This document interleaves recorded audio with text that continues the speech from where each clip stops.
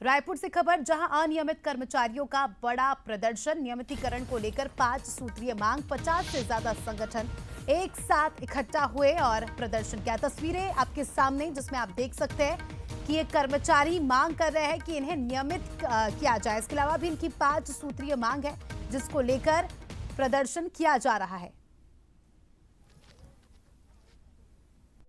अनियमित कर्मचारी संगठन जो है वो प्रदर्शन कर रहा है। आपको बता दें कि मुख्यमंत्री निवास के घेराव के लिए भी निकलने वाले। क्या कुछ इनकी मांगे हैं, सीधा उनसे ही चर्चा करते हैं।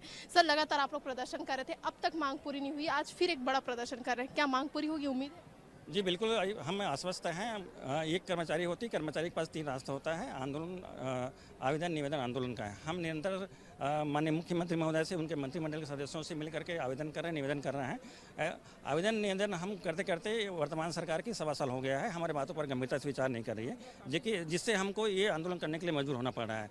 हम नियमितीकरण को लेकर के विगत 10 वर्षों संघर्षरत हैं और प्रदेश में लगभग 7 लाख अलग अलग वर्ग के कर्मचारी हैं जो अपने बात को रख रहा है। भारतीय जनता पार्टी की सरकार द्वारा मोदी की गारंटी में स्पष्ट उल्लेख किया गया है कि कर्मचारी की समस्याओं को लेकर के 100 दिन के भीतर कमेटी बनाएगी और उसमें सकारात्मक प्रक्रियात्मक हल के लिए एक रास्ता निकालेंगे। लेकिन मोदी की गारंटी को दूर कहीं पूरी होती नजर नहीं आ रही है। कमेटी बनी है, उसमें अनियमित कर्मचारियों को कहीं उल्लेख नहीं है ना।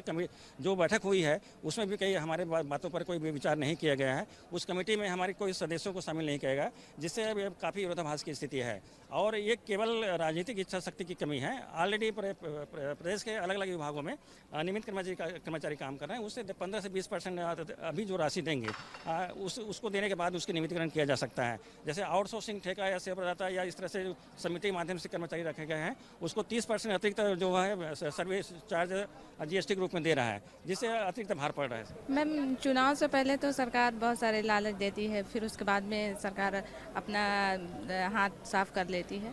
तो ऐसा सरकार को नहीं करना चाहिए, क्योंकि हम भी बहुत उम्मीद से उनको वोट देते हैं, उनको जिताते हैं।